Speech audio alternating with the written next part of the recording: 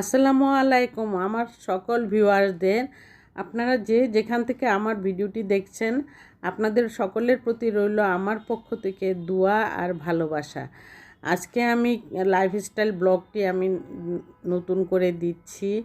আর নতুন করে দেওয়ার কারণ হলো, অনেক দিন হয়ে গেছে আমি একটু সময়ের ব্যস্ততার কারণে লাইফস্টাইল ব্লগটি দিতে পারিনি। এর জন্য আমি আপনাদের কাছে আন্তরিকভাবে দুঃখিত। আর তারপর আমি রান্না করার আগে আমি ভেবেছি যে ঘরটর পরিষ্কার করে নেই নাস্তা খাওয়ার পর। তারপর আমি এখানে ড্রয়িং রুমটা গুছিয়ে নিলাম আগে, তারপর ডাইনিং রুম গুছাবো।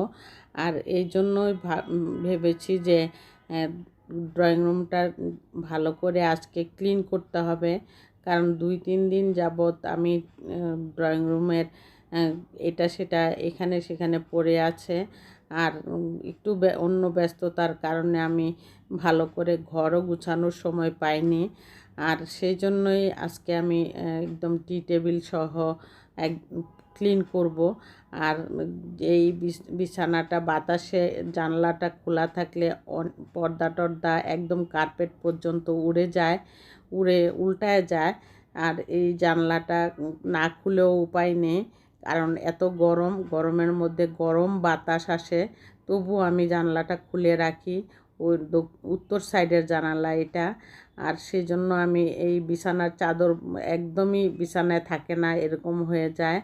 এই জন্য নিচে দিয়ে একটা বালিশ দিই, উপর দিয়ে আরেকটা বালিশ দিয়ে আটকে রাখি, এরকমও হয়।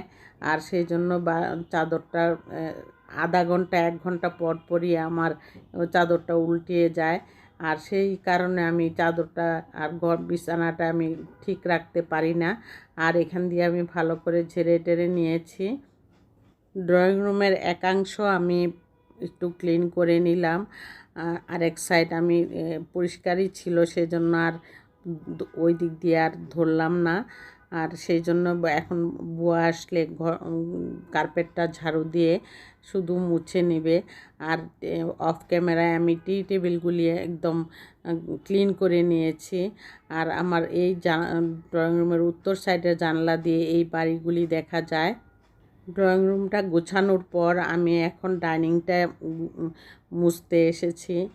আর এই দিক দিয়ে আমার জানলাটা একদম ফুল জানালা খোলা থাকে। আর এই জানলাটা দিয়েও বাতাস আসে। বাতাস আসলে কি হবে, কিন্তু পাশে কনস্ট্রাকশনের বাড়ি হচ্ছে, আর সেই বাড়ি থেকে অনেক ধুলাবালি আসছে।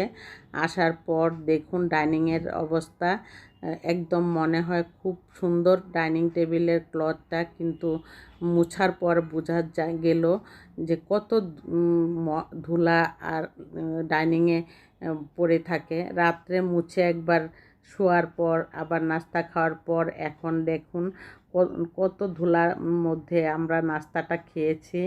আমি ভাবতেও পারি নাই যে এত ধুলা। আর সেই চিন্তা করে ভাবলাম যে ডাইনিংয়ের চেয়ারগুলি সব মুছতে হবে। এই জন্য আমি ডাইনিংয়ের চেয়ারগুলি কাভারওয়ালা ডাইনিং ক্লথ বিছানোর চিন্তা করি।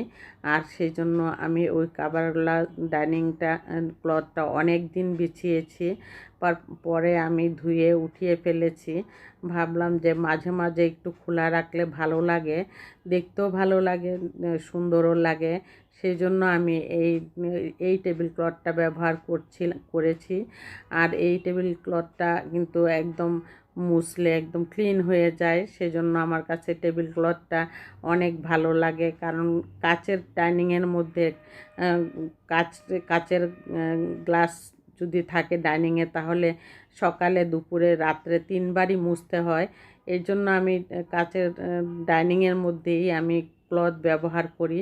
আর এই ক্লথ ব্যবহার করার কারণে আমার কিছুটা স্বস্তির নিঃশ্বাস পাই আমি, কারণ এই টেবিল ক্লথ না থাকলে মনে হয় গ্লাসটা একদম ক্লিন হতে চায় না, এতই ধুলাবালি পড়ে থাকে। অথচ আমি 10 তলায় থাকি, কিন্তু তবুও মনে হয় একদম এত উপরে কিভাবে ধুলাবালি উঠে আমি নিজেও চিন্তা করে পাই না। কিন্তু তবু আমাদের পরিষ্কার করতে হবে, এটা বাধ্যতামূলক। আর ডেইলি একবার করে মুছতে হয়, 2বার করে মুছতে হয়। আর ডাইনিংয়ে তো খাওয়ার পরই মোছা হয়, যতবার খাওয়া হয় ততবারই মোছা হয়। কিন্তু তবুও একটা ক্লিন করে মোছার কিন্তু একটা সময়ের মধ্যে একদিনে একবার মোছা হয়। আর সেই জন্য আমি ঘরের কাজটা শেষ করে রান্নাঘরে চলে আসলাম। ভাত আর ডাল বসিয়ে দিলাম এক চুলায়, তারপর ডালটা বাগার দিয়ে নিব। ডালটা বাগার দিয়ে নিয়েছি। এখন আমি ওই ফ্রাই প্যানেই আবার ভেবেছি যে আমি এখানে রুই মাছ ভেজে নিব। রুই মাছ দিয়ে আজকে আলু দিয়ে টমেটো দিয়ে আজকে রান্না করব। আর অন্য সবজি খেতে ইচ্ছে করছে না, সেই জন্য আমি এখানে পাঙ্গাস মাছ আমি 2টা টুকরা দিয়েছি। কারণ আমার ছোটো মেয়ে রুই মাছ খেতে চায় না কাটার ভয়ে, সেজন্য আমি 2 টুকরা পাঙ্গাস মাছ দিয়ে বাকিগুলি রুই মাছ দিয়ে আমি আলু তরকারিটা রান্না করে নিব। আলুর তরকারি কিন্তু রুই মাছ দিয়ে কিন্তু অনেক মজা হয় টমেটো, ধনিয়া পাতা, কাঁচামরিচ দিয়ে রান্না করলে। সেজন্য আমি মাছগুলি আগে ভালো করে ভেজে নিব। মাছগুলি ভাজতে গিয়ে আমি আবার শক্ত করব না, একদমই কম ভাজা করে আমি তবু ভেজে নিতে হয়। না ভাজলে আমাদের বাসায় কেউ খেতে চায় না। মাছ ভেজেই আমি তরকারিটা রান্না করে থাকি। তারপর আমি এখানে একটি সসপ্যান বসিয়ে দিয়েছি। বসিয়ে এখানে প্রথমেই তেল দিয়ে দিলাম। দেওয়ার পর আমি পেঁয়াজ দিয়ে দিলাম। 1/2 কাপ তেল, 1/2 কাপ পেঁয়াজ দিয়ে আমি আলুর তরকারিটা রান্না করব। আলুর তরকারিটা কিন্তু অনেক সময় দেখা যায় ঘরে অনেক সবজি আছে কিন্তু তবুও খেতে ইচ্ছে করছে না। তখন কিন্তু আলুর তরকারি, আলু দিয়ে আপনি যদি টমেটো দিয়ে একটা রুই মাছের তরকারি রান্না করেন একটু ঝোল ঝোল করে, তাহলে কিন্তু এইটা রুচির সাথে খাওয়া হয়। সেটাই আমি আজকে করেছি। আমার ঘরে অনেক তরকারি ছিল, ঢেঁড়স ছিল, চাল কুমড়া ছিল। তারপরে আমি ভাবলাম যে আজকে আমি রুই মাছ দিয়ে আমি আলু দিয়ে আমি খাবো। বেগুনও ছিল, তারপরও আমি ভাবলাম আমার যেটা ইচ্ছা হয়েছে আজকে সেটাই আজকে রান্না করব। তাই করেছি, আমি আলু দিয়ে আর টমেটো দিয়ে ঝোল ঝোল করে রান্না করেছি। একদম ভালো ঝোল দিয়েছি যাতে সিদ্ধ হয়েও ঝোল ঝোল থাকে। সেই জন্য আজকে আমি এই মশলাগুলি কষিয়ে তারপরে আমি আলু দিয়ে মাছগুলি দিয়ে টমেটো দিয়ে তারপর বসিয়ে রাখবো। নামানোর আগে ভাজা জিরার গুঁড়াটাও দিব। আর এভাবে আমি তরকারিটা রান্না করেছি আজকে। আর এই তরকারিটা দিয়ে অনেক ভালো লাগছে। তারপর আমি আবার মাছ দিয়ে একবার নেড়ে চেড়ে দিয়েছি। এখন প্রায় হয়ে আসছে। হয়ে আসার পর কিন্তু এই তরকারিটা রান্না করলে আমি ঝালটাও কম দিই, মশলাও কম দিয়ে থাকি। আর এই ঝোলটা বেশি করে দিই যাতে এই তরকারিটার ঝোলটা অনেক টেস্ট হয়। সেই জন্যই আজকে এইভাবে রান্না করেছি। আজ এই রান্নাটা অনেক ভালো লেগেছে আজকে। আর মনে হয়েছে যেন অনেক দিন পরে খেয়েছি। আলু তরকারিটা নামানোর পর আমি এখানে বসিয়ে দিব। এখানে চাল কুমড়া নিয়েছি একটুখানি, অল্প অর্ধেক চাল কুমড়া রান্না করব চিংড়ি মাছ দিয়ে। আর এই রান্নাটা করতে করতে আপনাদের কাছে আমার একটাই অনুরোধ, আমি অনেক দিন পর ভিডিও দিচ্ছি। আমার আগে অনেক ভিউজ ছিল কিন্তু এখন এত কমে গেছে ভিউজটা, সেজন্য আমার মনটাই নষ্ট হয়ে গেছে। আর সেই জন্য আমি ভিডিও দিতেও আমার মনে খারাপ লাগে। যে আপনাদের কাছে আমার একটাই অনুরোধ থাকবে, আমার ভিডিওটা যদি ভালো লেগে থাকে তাহলে একটি লাইক দিয়ে অবশ্যই আমাকে অনুপ্রাণিত করবেন।